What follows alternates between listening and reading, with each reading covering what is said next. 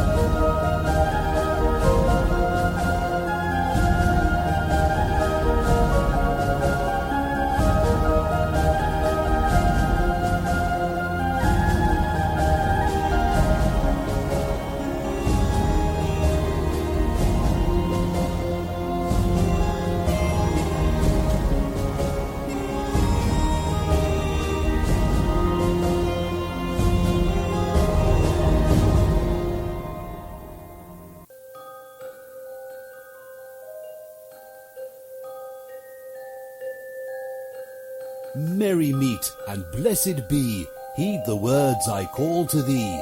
Honour the old ones in name and deed, hearken not to others' greed. Pray to the moon when she is round, luck with you shall then abound. Respect the earth, the sky, the sea, as you will it, so mote it be. Welcome to Stirring the Cauldron on the Para X Radio Network. And now, here's your host, Marla Brooks.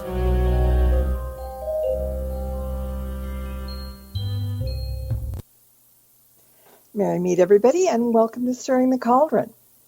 I open the show tonight with music by Adrian von Ziegler called Walking with the Ancestors. And since Samhain will be here soon, I thought it would be a really good way to kick off the season of the witch by talking about honoring your ancestors.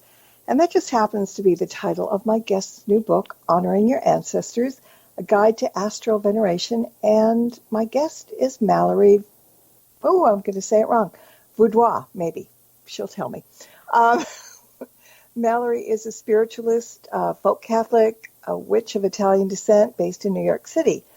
Her blog, Italian Folk Magic, is one of the most popular English language resources on the topic. She's an initiated Orisha priestess and an apprentice in the ecstatic music and dance traditions of her ancestors. Now, she's on a mission to promote animist consciousness. She was drawn to witchcraft and folk magic from a young age, and her path has required both careful study and wild abandon. Now, her writing is an act of devotion, an offering of the spiritual ecosystem in which she finds herself, and believes that music, food, wine, and kissing are vital tools of spiritual evolution. And I'm going to have to agree with her on that one. If anyone has any questions and you're in the chat room or comments for Mallorie, send me a private message. And for those of you who aren't in the ParaX chat room, please come and join us at paraxradionetwork.com. Welcome, Mallorie. Thank you for having me, Marla. And you totally nailed it. You got the pronunciation perfect. Oh, good. That was dumb luck, but hey, you never know. I never blame dumb luck for anything. I just embrace it. I mean, it's a good thing. And okay, so we've got like a whole lot to cover in a short hour, which usually goes by really quickly when there's an interesting topic like this one to talk about. So I think we're going to jump in and start with some of the basics. Like in the beginning of the book, you talk about when you became interested in ancestor veneration, and so maybe it would be a good time to take a minute and talk about that. Yeah, so I've always felt a connection to my ancestors, particularly my immigrant ancestors, the ones who immigrated from Naples and from Abruzzo in Italy. But then the day that I moved to New York, I had a little bit of a brush with death. And after that point, I found that my relationship with my ancestors became all the more important, and they drew closer and closer to me. So speaking for a little bit about that experience, I had an encounter with death when I moved to New York, and I found myself locked in a bathroom without a window, without a cell phone. And because I'd just moved into the building, I'd literally just gotten off of the plane, I had no idea if anybody else even lived there. I had no idea if anybody could hear me calling for help. And so I ended up being locked in there for about 7 hours. And during that time, I had kind of experiences slipping in and out of trance and coming face to face with, let's say, the other side. And thankfully, at a certain point, I did have a downstairs neighbor, and he did come home from work and heard me calling for help, and he called the police, who came and let me out. But it was a really interesting experience, to say the least, and I would actually qualify it as almost like an initiation of sorts, where because I came face to face with my own death and was put in more direct contact with my ancestors, it was sort of a catalyst for me embarking on a journey of discovery and encountering other spiritual systems, receiving initiation into a couple of African diasporic traditions, and then also studying the musico-spiritual traditions of my ancestors. You know, it's kind of amazing because you say that ancestor veneration is one of the most widespread spiritual practices in the world. And as those who listen to my show on a regular basis know, I'm very ancestor-oriented. I'm always talking about the fact that we need to honor those who have gone before, because unless we learn their history and their ways, we'll never know who we truly are. But there are a lot of people out there who think that anything old is obsolete. Or some people just don't know how to learn about ancestor veneration. What was the catalyst that set you to writing this book? Well, the book itself, I felt like I had been writing in my head for like 5 years after I had my little brush with death. And at the same time, I had been inspired by that experience and by some of the kind of synchronicities and coincidences that were going on in my life to start a blog called Italian Folk Magic. You can visit it at italianfolkmagic.com. And as part of that blog, I was writing a lot about the folk magical traditions that come from particularly southern Italy and Sicily, and how they manifest both in the Old Country and in Italian immigrant communities in the United States. But the people who were writing to me, who found my contact information through the blog, by and large, weren't asking me how they could operate this charm or have devotion to one of the saints or to one of the Madonnas. They were asking me about ancestor veneration specifically. And so I felt like I could really do a service to the community if I was able to take some of the tips and techniques that had worked for me and present them to people who are going through that process right now, where they're starting to learn more about their ancestors. They're starting to feel that call to honor them, but they don't necessarily know how, and they need not somebody who's going to come in with a ton of dogma and tell them, oh, you have to do this, you have to do that, but rather to just kind of facilitate that connection. And that's really what I hope to do with the book ultimately, is not to give people rules or, stifle them in any way, but to help them ask the right questions and learn how to hear their own ancestors' voices guiding them and inspiring them and helping them to walk their path, which will ultimately be their own and unique to them and to their relationship with their ancestors. Mm-hmm. So how important is it for us not only to remember the ancestors, but also to connect with them? Well, I think that ultimately our ancestors are a part of us. When you think about our DNA, it's really just a remix of all of our parents and great-grandparents and grandparents, and going all the way back to, that first single-celled organism that, just sort of came out of nowhere on Earth, right out of the primordial oceans. So there's nothing that is new about us so much as we are a mixtape, a recombination, a mashup of those who have gone before. And so when we understand that we are both, a recombination of things that have already existed, but also, we are special, unique, and really located in this present moment in time, it's almost as though we're not worshiping something that is outside of ourselves so much as we are connecting with the very fibers of our being. And that's, I think, why ancestor veneration is so important to us. And that's what I think we have to get out of it ultimately, is being able to understand ourselves in a new way, in a new light, and also extend to our fullest potential ultimately. And it goes a step farther than just connecting, doesn't it? Because we can receive wonderful benefits from doing that, which are rather amazing. So how do we benefit from connecting and accepting?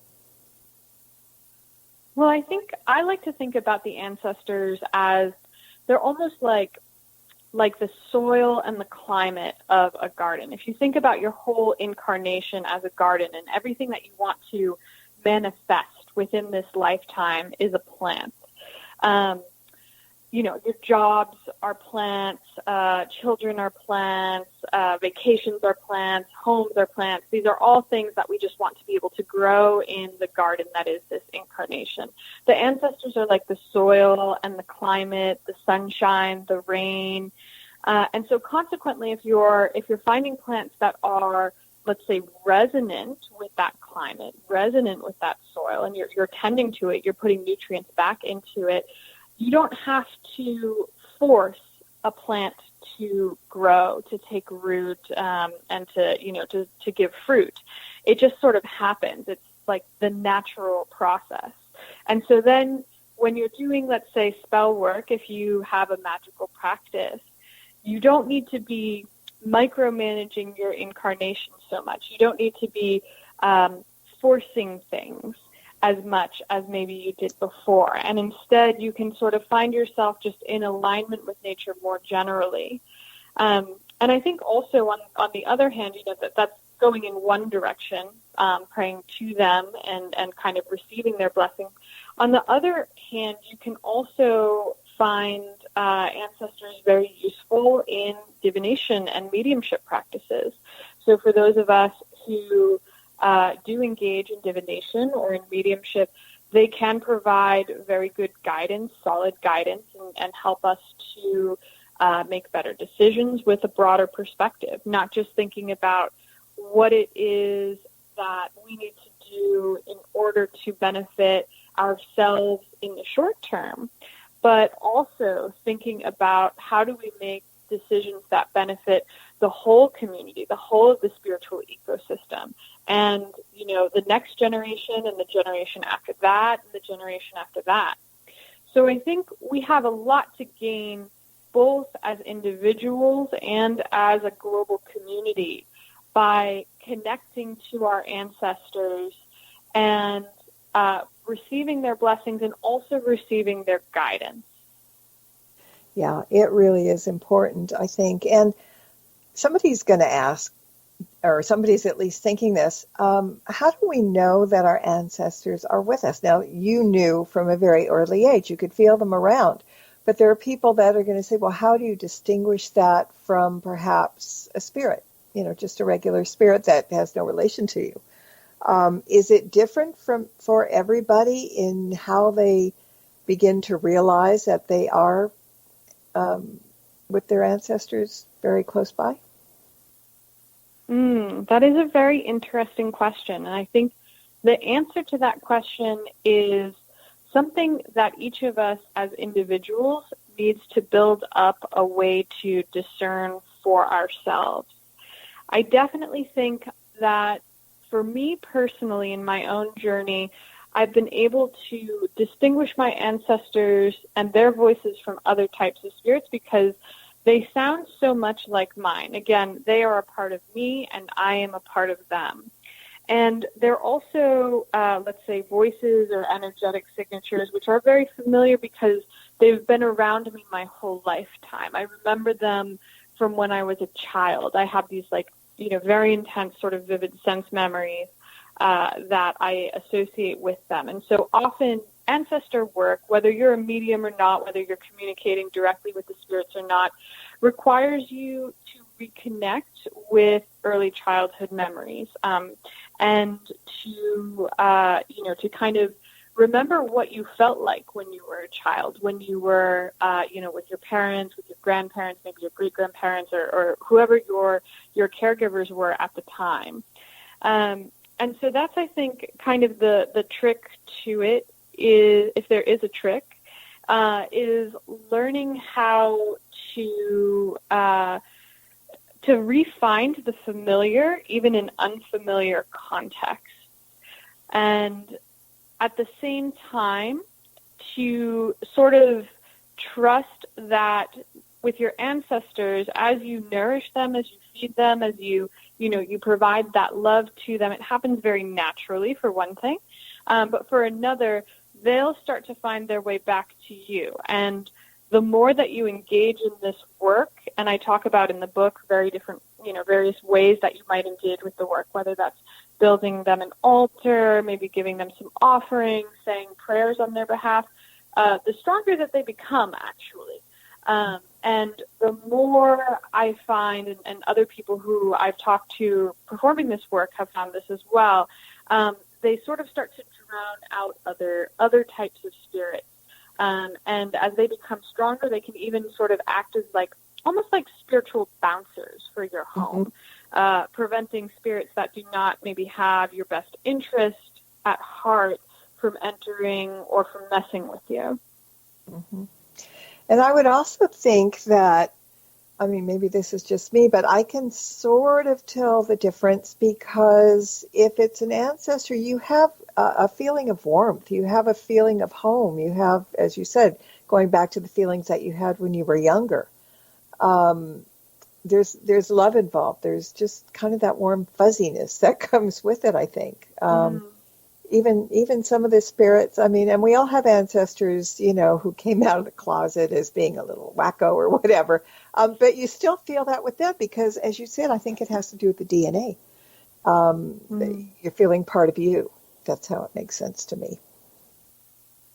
Yeah, I love that. I actually recently wrote an article for Llewellyn's online journal about a very basic mediumship practice of discernment, in which I talk about, to make a long-ish article short, being able to do a body scan and then trying to locate different feelings of, on the one hand, if the body scan is turning up something that is maybe not so great, whether that's a spirit or something inside you, some kind of energetic signature inside of you, you're more likely to experience feelings of anxiety, depression, numbness, or desire to numb yourself.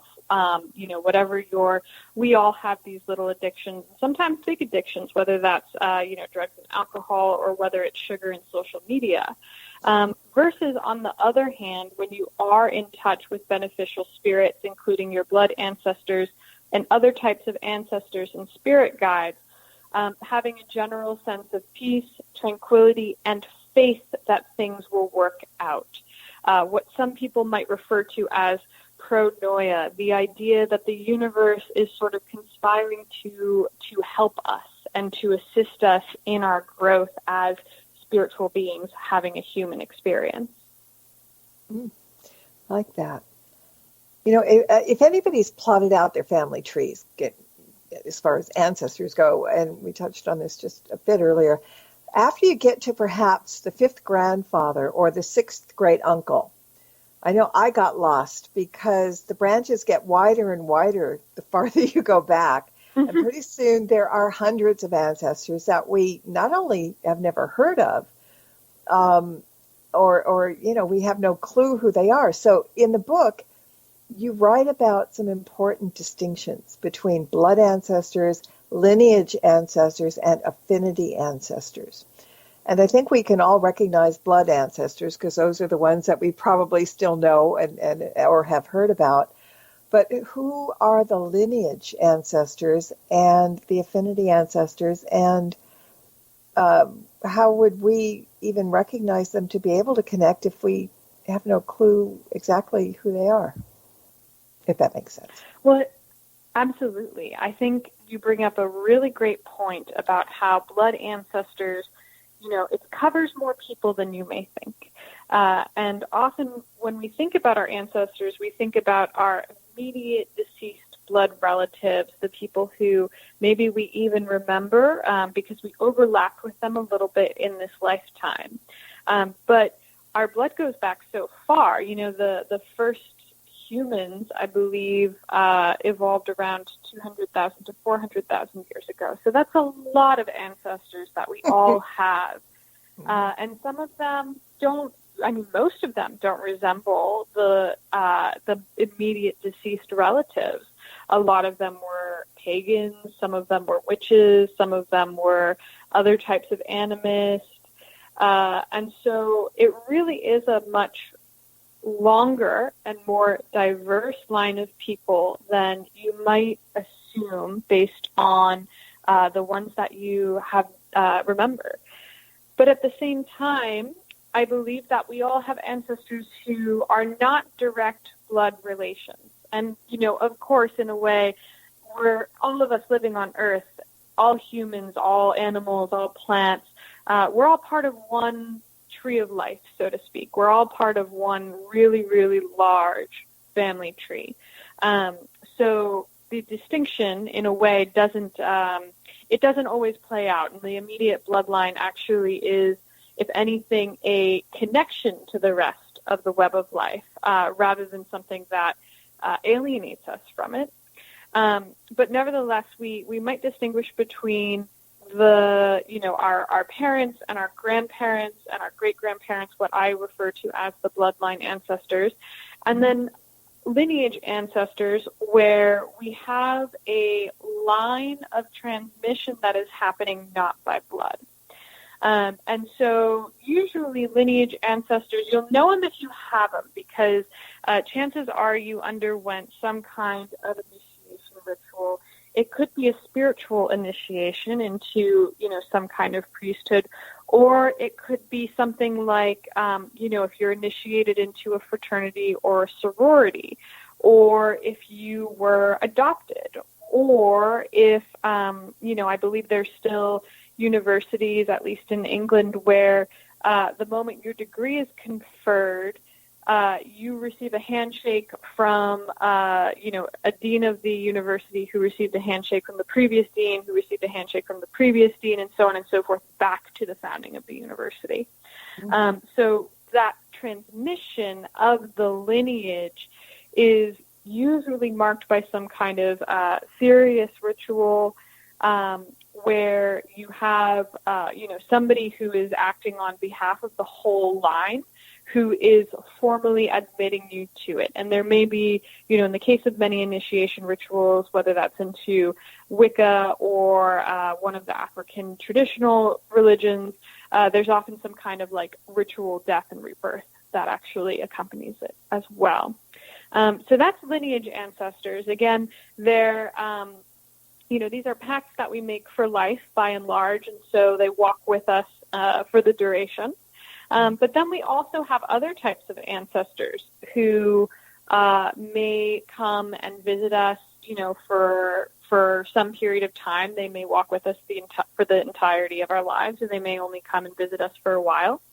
One group that I like to talk about is affinity ancestors, which I don't think that that's a common term. I think I may have, just made it up, but it bears out in my experience and the experience of a lot of other people. And these are ancestors that we share some affinity with, whether that is our vocation, whether it is, a hobby or a craft that we really enjoy. It could even be something like our gender identity or sexual orientation. And these are, deceased humans that, we don't have a direct connection to, whether it's from a bloodline or a line of initiation, but nevertheless, we are sharing some important part of what it means to be human with them. And consequently, they're there for us to call upon, particularly for matters relating to our shared affinity. So, if you're a crafts person and you're experiencing some kind of creative block, or you're trying to develop a new skill in that craft, you might want to call upon all of those ancestors. I actually ended up doing this earlier this year because I was having trouble with a particular drumming technique. And so, I called upon other drummers who I consider affinity ancestors in order to help me to, master this technique with my body. And it worked. So that's another side of this as well, affinity ancestors. I think that's great. It makes so much sense now. Got a question from chat kind of on along those lines. Kat's asking, what would you recommend for those who don't operate on the same principles as their immediate ancestors? Gosh, I mean, I really relate to this question. So I think there's a couple of ways that you can approach it. What I ended up doing was developing two altars or two tiers of the same ancestor altar. So as I mentioned before, I am Italian American, and my most recent generations of ancestors were Catholic. They were probably Catholic-ish, going back several hundred years. And at the same time, I am very much resonating with, let's say, more pagan elements of my heritage. And I myself, I feel very comfortable going into a church on my own terms, but I'm not a very churchy person, as you could probably tell by the fact that I'm on this show on Para X Radio. So I do have right now sort of two layers to my altar, and one resembles, more of a kind of Catholic family altar, and it has pictures of my deceased relatives, and it has statues of the saints, and it has, a candle, and that's where I'll go to say my prayers in Latin, which is, there's a lot of things to feel not so great about when it comes to being Catholic or of Catholic descent, but one of the benefits is that, gosh, we do have an awful lot of prayers for the dead. Like, it's, we're very rich in that way. And then on the other side, the other part of the altar, I have, let's say, some things that were consecrated as part of my involvement in African diasporic traditions. as well as some things that are associated with my more pagan leanings. And that's where I usually give more food offerings. If I'm doing active magical work, which seems a little bit like something my more Catholic ancestors might not be down with, I'll usually bring it to that altar. And I find that this approach really helps me personally to sort of have it both ways. I can engage with my Catholic ancestors, and I can do so in a way that allows me to use forms that I'm comfortable with from their tradition. Mm-hmm. And then I can also get really weird if I want to. Sort of the best of both worlds. Yeah. Exactly. Now, that's what works for me. It might not be what works for you, but I think, generally, if you are concerned about two spirits, whether that's ancestral spirits or other spirits, not being able to eat together, they don't belong on the same altar. But if they're able to, just like if you were seating people for a formal party like a wedding, if they're able to sit at the same table, then I think they can sit on the same altar. But yeah, that being said, if you don't feel comfortable with any kind of Christian imagery, if that's your family's background, you don't need to include it.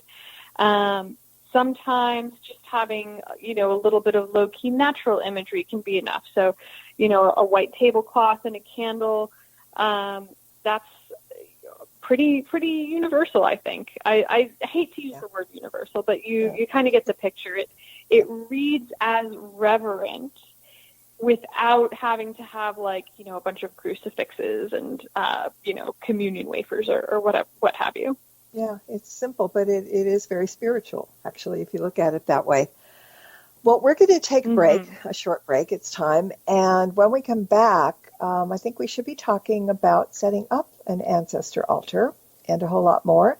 So everybody stay tuned, and we will be back in about 2 minutes. Don't go away. There's more Stirring the Cauldron with Marla Brooks right after these important messages. Are you haunted by shadow people in the middle of the night? Do you secretly love all things creepy and spooky, enjoying ghost stories and horror fiction from the best storytellers? Do you have a true ghost experience you want to share, but no one will believe you? If yes, listen to the professionals on What Are You Afraid Of? Horror Paranormal Show Friday nights at 9 p.m. on Para X Radio and at www.whatayouafraidofpodcast.com. What Are You Afraid Of on Para X? Our creepy and demented hosts are on call to provide you with all your spooky needs with true ghost stories, interviews, indie music, and new horror fiction. We are ready to scare you. Para X. From Haunted Road Media comes an exciting new novel by author Marla Brooks. Soul Connection, a deadly obsession. Two lost souls, ripped apart by murder in another century, find each other again in the present, only to discover that the murderer has followed them through time. Can their love save them, or will history repeat itself? Find out in this captivating new novel by Marla Brooks, Soul Connection, a deadly obsession. Available now on Amazon.com and at BarnesandNoble.com. Demons, vampires, werewolves, skinwalkers, all of this and more, Sunday nights at midnight on the Staring Into the Abyss radio show. Come, get lost with us.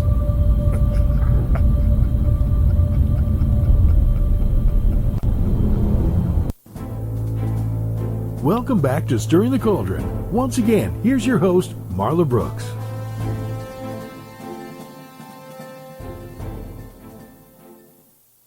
Welcome back. We're here with Mallorie Vaudoise, and we're talking about ancestor veneration and all kinds of good stuff. And as I said before the break, we're going to be talking about setting up an ancestor altar because there's a great chapter in the book about it. Sorry. I keep mine going all year round, and we'll be talking about suggestions on how to make one. But as I was thinking about this, I know that the personal things on my altar and the pictures go back only as far as my great-grandparents. And beyond that, my ancestors are names on a family tree. They're there, but not relatable. There's nothing tangible necessarily. And so, Mallorie, what would you suggest to add to an altar for those we don't recognize by name, perhaps, as an offering or something that they would recognize being there just for them? Oh, beautiful question. Well, as we were talking about before the break, ancestor veneration is definitely a very personal thing, and it comes down to your own unique tastes and also the nature of your relationship with your ancestors. And so I find that in my case, I like to keep pictures only of the ancestors that I actually knew in this life, or who at the very least I overlapped with a little bit. And the reason why this is important to me, I actually used to have pictures of older ancestors who I had not known directly, but I found that I'm a very visually sensitive person. And so I realized, especially this year when I started to go through a process of decluttering my home a little bit, that it's important to me to only keep things in my line of sight that I'm comfortable having an impact on me visually. That, you know, I really do feel, for me personally, that when I'm looking at something, it is altering my consciousness in some small way.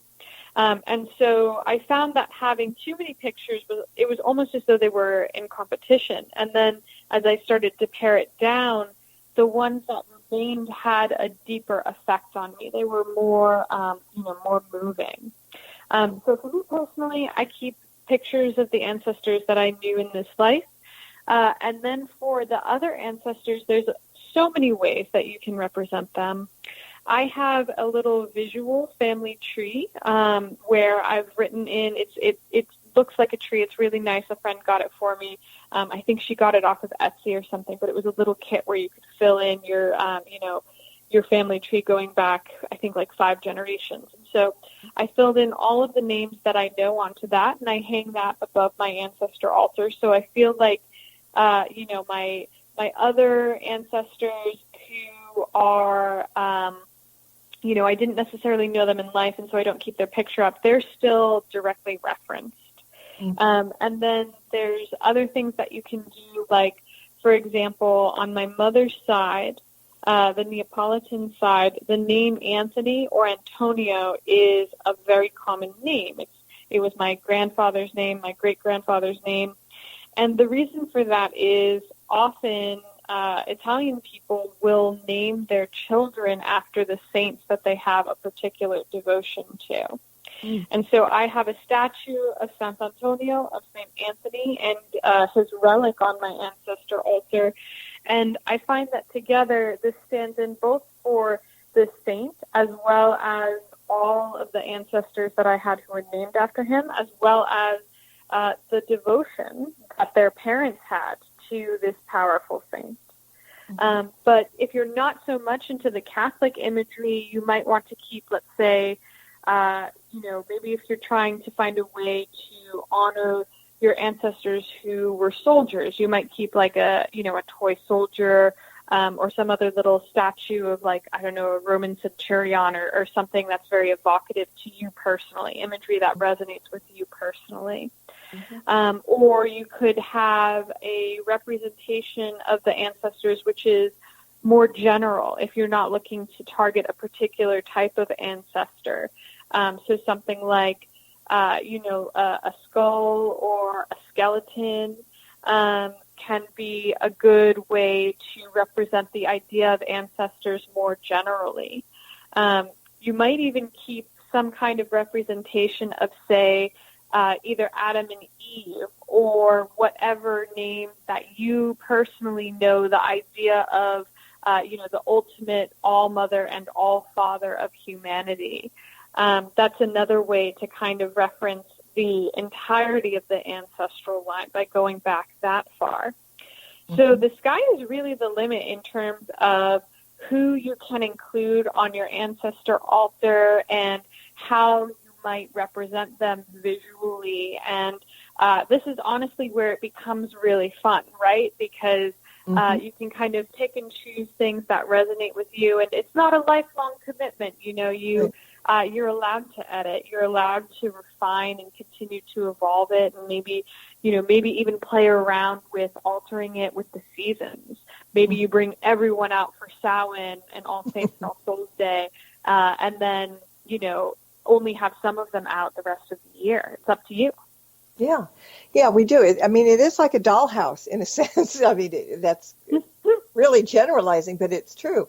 You can decorate it any way you want, put on whatever you want. And I would think, too, as you were talking, it's popped into my head, for those that we don't really know or pinpoint, and this would be good for both the ones we do and we don't, I would think getting a rose quartz heart and putting that on the altar will bring in a lot of love and a lot of attention, and it goes across the board, because rose quartz is wonderful that way. So, if you don't have anything else, you can spend $5 and get a rose quartz heart and, whatever. But yeah, you can take your turns and do whatever you want.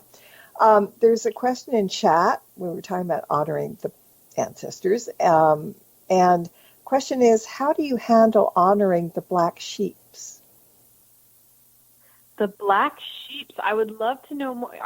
Can we ask questions of the questioners? I want to know more about what they mean by the black sheep. Yeah, there's a 30-second delay, but yeah, she can answer that. She'll hear you. Okay. But yeah, I mean, let's talk a little bit about offerings too. I mean, while we're waiting, how important are they when, and how are they given?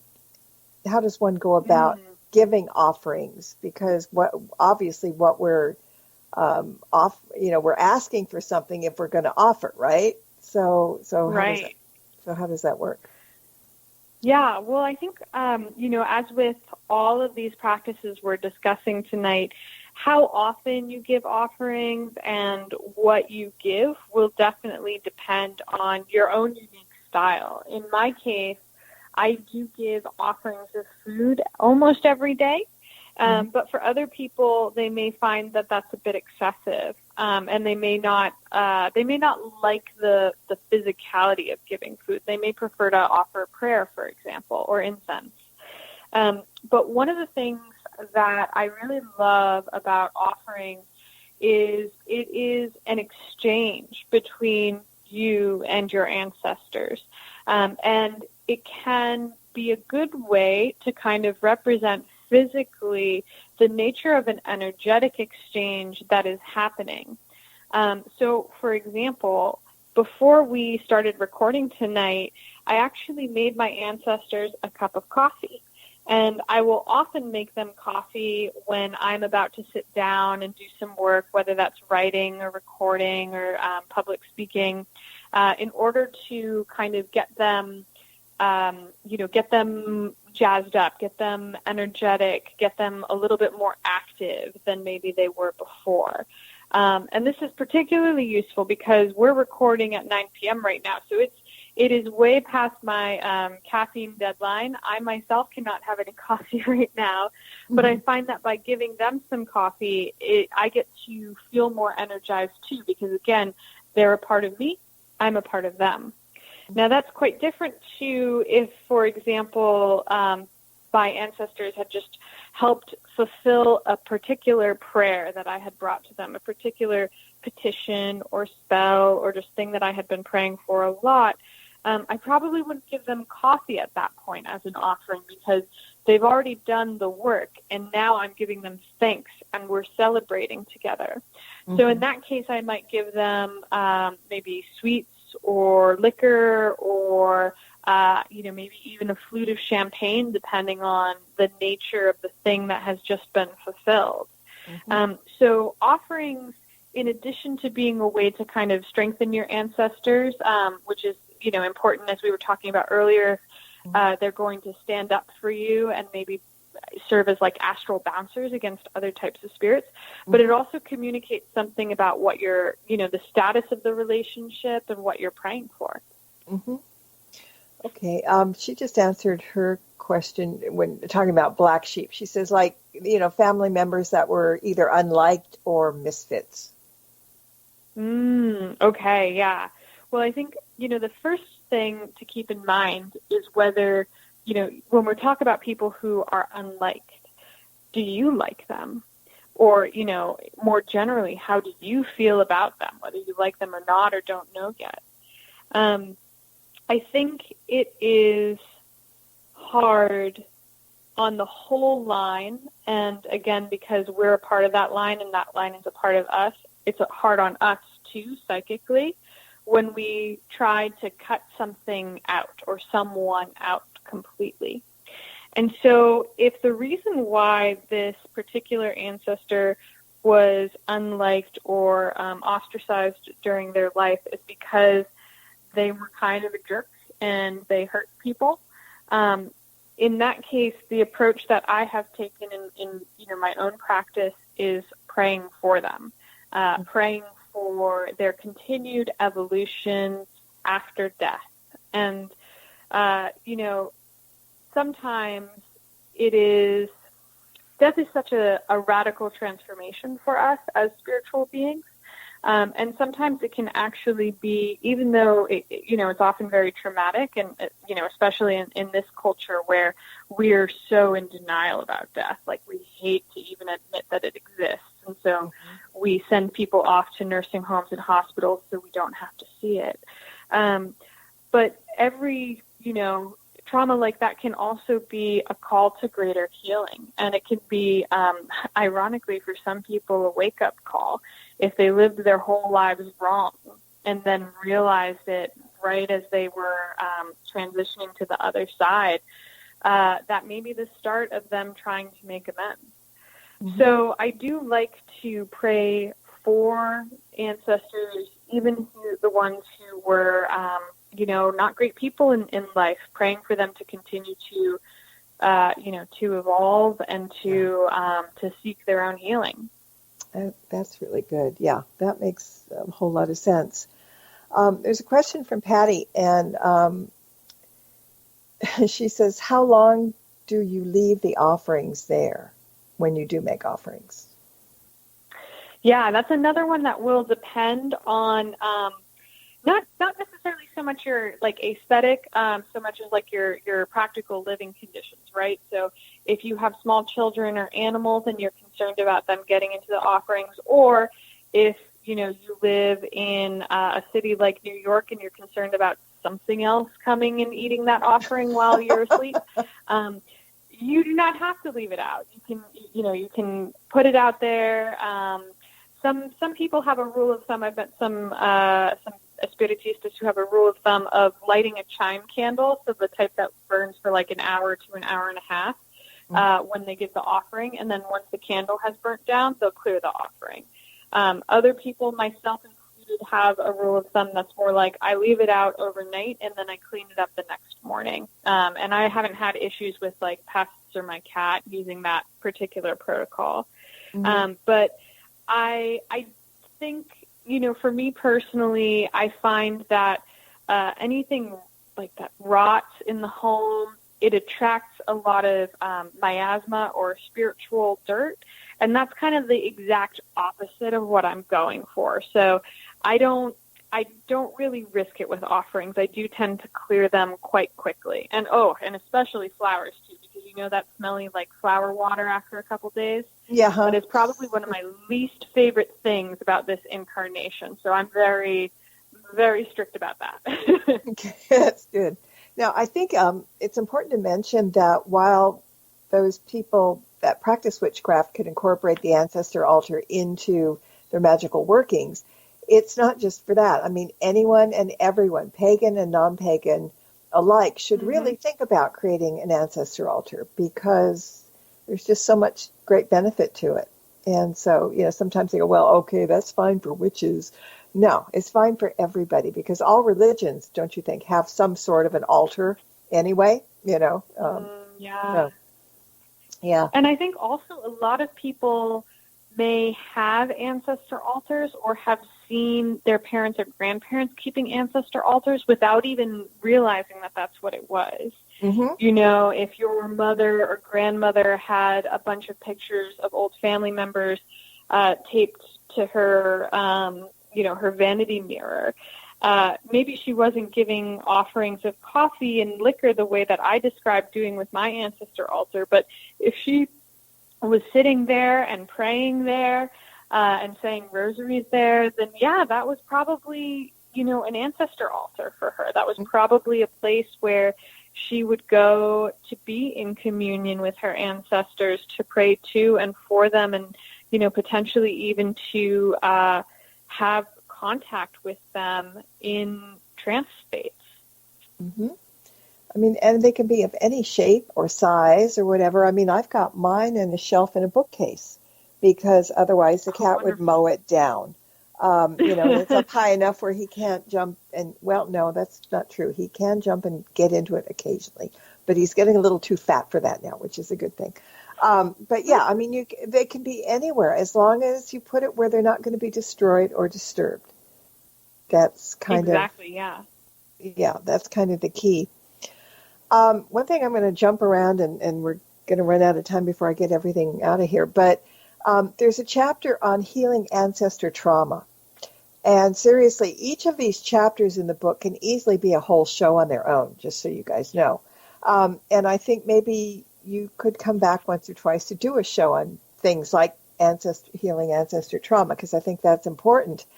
We don't give it a lot of thought, though. And, we're going to be somebody's ancestor down the line. And we can do things in this life that will spare future generations from the trauma of our own resolved baggage, right? Absolutely. So, even for people who, because we were talking about earlier how we have ancestors who weren't in our direct bloodline. Mm-hmm. So even those of us who choose not to have children in this lifetime, we're not off the hook. Just because you don't have kids, you may still have descendants. And so each one of us has a responsibility to the generations that are coming, whether we reproduce or not. Mm-hmm. And I think I really would like to do a show on how we recognize it and go in more depth, because I think we're all affected. I think you said that in the book, that we're all affected by ancestor trauma. We just don't necessarily realize it or know what to do about it, correct? Oh, yeah, I definitely believe that. I think we are all receiving that in some way. And I think at the same time, we have a lot to benefit from coming together and working through our various traumas as a community. It's something that each one of us can commit to individually. But also, and for this reason, I really love that you brought up the idea of maybe doing a whole show on this. Mm-hmm. I think that healing can be expedited when we break the silence and start talking about it and start healing together. Mm-hmm. Yeah, that makes sense. Kat said, she said, what did I miss that you can have descendants without having had kids? And I think I know, but you take this one. Oh, yeah. So earlier we were talking about this idea that there's many types of ancestors. And there's the direct bloodline ancestors, so, your parents and your grandparents and your great-grandparents and so on and so forth. But then there are also affinity ancestors who are just, dead people you had something in common with. And there are lineage ancestors as well, where there's, the direct transmission of a particular lineage, even though, so even if you don't have children, you may still have, you may participate in a lineage, you may pass that on to someone, or you may just end up being someone's affinity ancestor or even their spirit guide. So that's what I mean when I say just because you don't have children doesn't mean you're not going to have descendants, because we're still going to be in some way tied to this world because we're still a part of the web of life. And, you may be particularly attracted to someone, a living person, because of something that you have in common with them, some experience of the world that you both share, some mystery that you have both witnessed.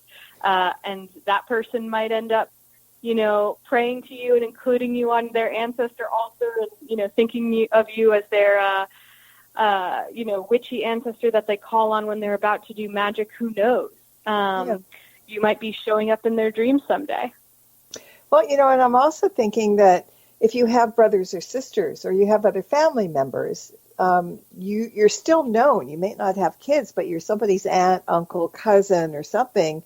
So that would still go down the line to descendants as well, I think.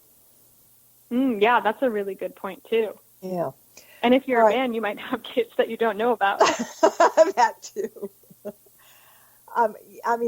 Really, we have to start wrapping up here, but, you have chapters on herbal allies for ancestor veneration, praying to and for your ancestors, spiritual hygiene. You've got 2 chapters on mediumship, calling on ancestral power, and a selection of spells. In other words, this is a very comprehensive book that we can't even begin to touch, but hopefully you'll come back and we'll do a couple chapters here and there. So where can people find the book and find out more about you and all the good stuff that you need to tell us? So you can find the book on Amazon.com, on Barnes & Noble, on Llewellyn's own website. That's the publisher. Really wherever books are sold. And if you do happen to purchase from Amazon, please consider leaving a review after you read the book. Super important these days for all authors, but especially for independent authors and first-time authors such as myself. So I would super appreciate that if my work touches you in some way, to leave a review. And you can also find me on my website, ItalianFolkMagic.com, which is a blog all about folk magic and folk religion from southern Italy and Sicily, and RoadsideOmens.com, which is the hub for all of my work online. If you are particularly interested in the topic of ancestor veneration, you can also follow me on Instagram at Honoring Your Ancestors, or on Facebook. The page is called Honoring Your Ancestors. Perfect. Well, I want to thank you for joining me this evening. It's very enlightening. It's very wonderful. And yes, we do need to talk about that down the line for more. So please come back. I'd love to. Thank you so much for having me, Marla. This was really a joy. My pleasure. And I want to thank everybody for listening into the show tonight as well, and those that are going to be listening in the podcast tomorrow and from days gone by. And until next time, everybody, blessed be and merry meet again. Good night. Thank you for tuning into this episode of Stirring the Cauldron with Marla Brooks. Please join us again next week at the same time for another great guest and more cauldron stirring. Any rebroadcast or other use of this program without explicit permission is strictly prohibited. Copyright 2019. The Mysterioso March by Kevin MacLeod is licensed through Incompetech.com.